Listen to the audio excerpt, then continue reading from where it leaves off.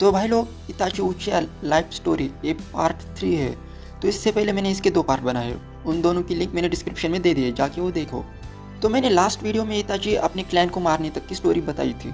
इताची अपने क्लैन को मारने के बाद सीधा एक ऑर्गेनाइजेशन ज्वाइन करता है और उस ऑर्गेनाइजेशन का नाम होता है अकात्सुकी। और वो ऑर्गेनाइजेशन ज्वाइन करने का इताची का एक ही मोटिव होता है, उनके ऊपर स्पाई निगरानी रखना कि वो क्या कदम उठाते हैं अपनी विलेज को लेके।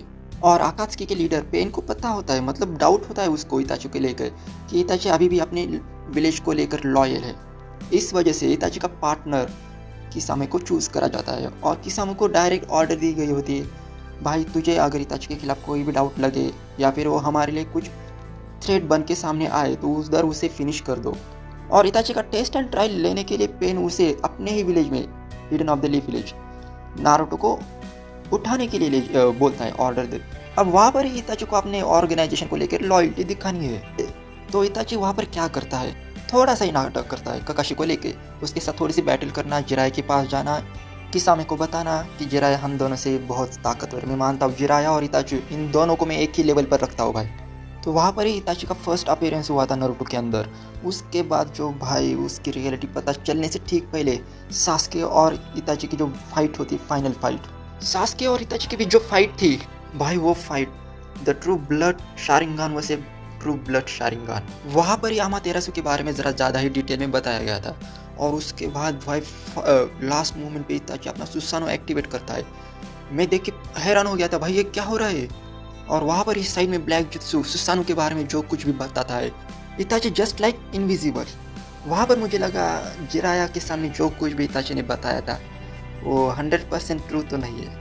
और उसके बाद उसकी डेस्टिनी वहाँ पर ही ख़त्म होती है, अपने भाई के सामने खुद मरना, उसे बदला लेने देना, उसे स्ट्रॉन्ग बनते हुए देखना। और जो मरते वक्त उसके चेहरे पे जो स्माइल थी, फुल्ली सेटिस्फाइड स्माइल।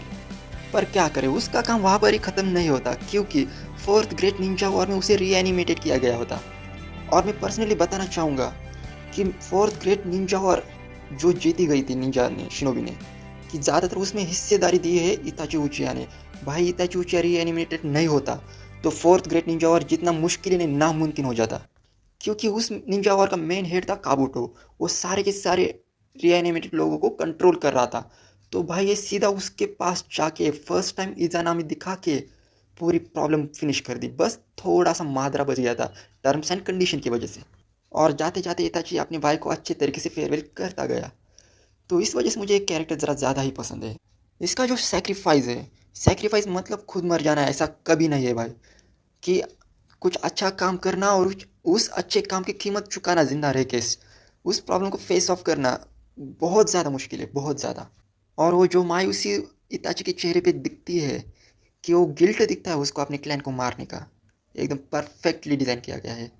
तो आपका नारुतो के अंदर कौन सा फेवरेट कैरेक्टर है, बता सकते हो?